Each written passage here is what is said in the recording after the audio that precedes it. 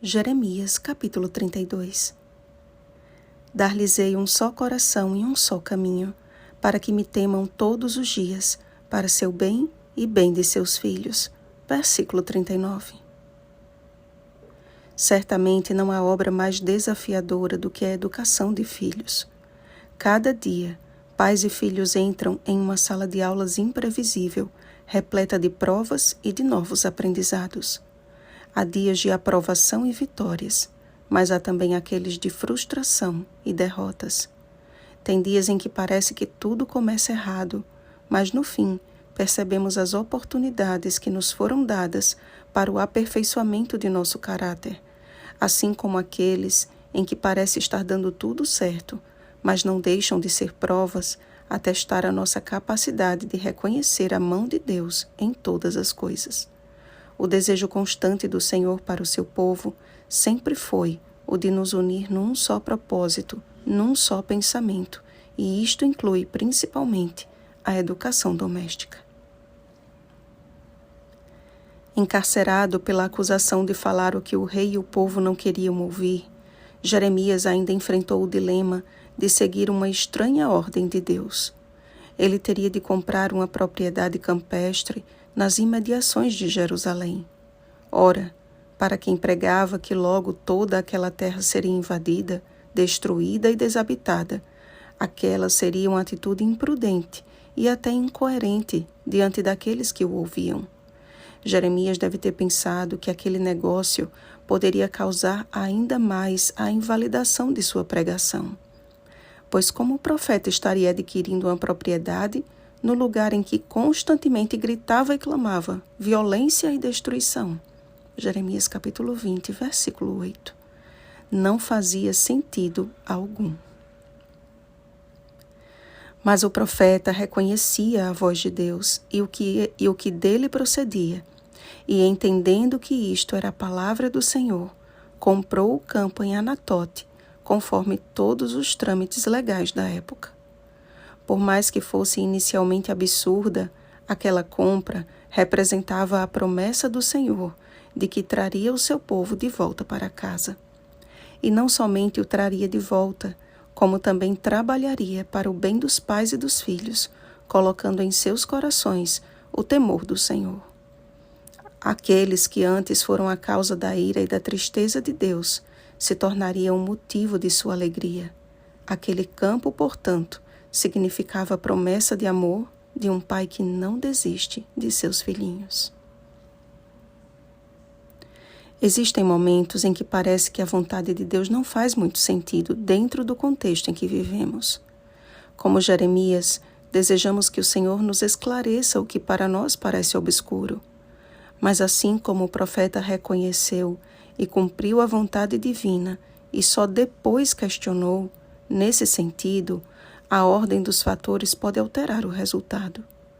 O nosso relacionamento pessoal com Deus define as nossas ações diante dos dilemas da vida. Jeremias estava preso inocentemente e não fazia o menor sentido comprar um lugar condenado à destruição. Mas apesar de suas limitações, apesar de suas dúvidas, ele obedeceu, simplesmente porque aquela era a vontade do Deus a quem amava e servia e cuja voz lhe era bem familiar. A nós foram deixadas orientações bem claras a respeito de como vivermos nesses últimos dias e a melhor forma e lugar de educarmos os nossos filhos e de mantê-los o mais longe possível das influências deste século. Mas à vista da sociedade e da cultura em que vivemos, não parece lógico e nem razoável fazer a vontade de Deus. Então, tentamos aplacar a consciência da mesma forma que o rei Zedequias fez, encarcerando a palavra profética em lugar onde possa ser vista, enquanto a relativizamos afirmando: veja, não é bem assim. O que acontece conosco é que temos medo de sair de nossa zona de conforto e de sermos ridicularizados, tal qual foi o profeta do Senhor. Meus amados irmãos, tenho percebido a mão de Deus em cada decisão tomada na direção de obedecer à verdade presente. e com um profundo sentimento de gratidão, eu me incluo entre aqueles que clamam de dia e de noite para que a vontade de Deus seja soberana em minha vida, para que eu e minha casa possamos viver os planos de Deus, independentemente da opinião ou da rejeição alheia. Ainda que nós mesmos não compreendamos os propósitos do Senhor, confiando de que cada um deles possui um objetivo, e é este: assim lhes trarei todo o bem que lhes estou prometendo, diz o Senhor. Para o seu bem e bem de seus filhos, crede no Senhor vosso Deus e estareis seguros. Crede nos seus profetas e prosperareis. Segundo Crônicas, capítulo 20, versículo 20. Oremos, amados. Pai de amor, o Senhor não deixaria o teu último povo nos últimos instantes desta terra e diante da última grande crise sem orientação profética. A tua palavra diz que o testemunho de Jesus, presente na vida do teu remanescente, é o espírito da profecia. Necessitamos tomar decisões acertadas quanto à nossa vida e o nosso lar, mas o Senhor nos deixou orientações inspiradas quanto a isto. E creio que estamos em tempo de preparo, que possamos reconhecer a tua voz e a tua vontade através da tua palavra e do espírito de profecia e colocá-la em prática pelo poder do teu espírito. Em nome de Jesus.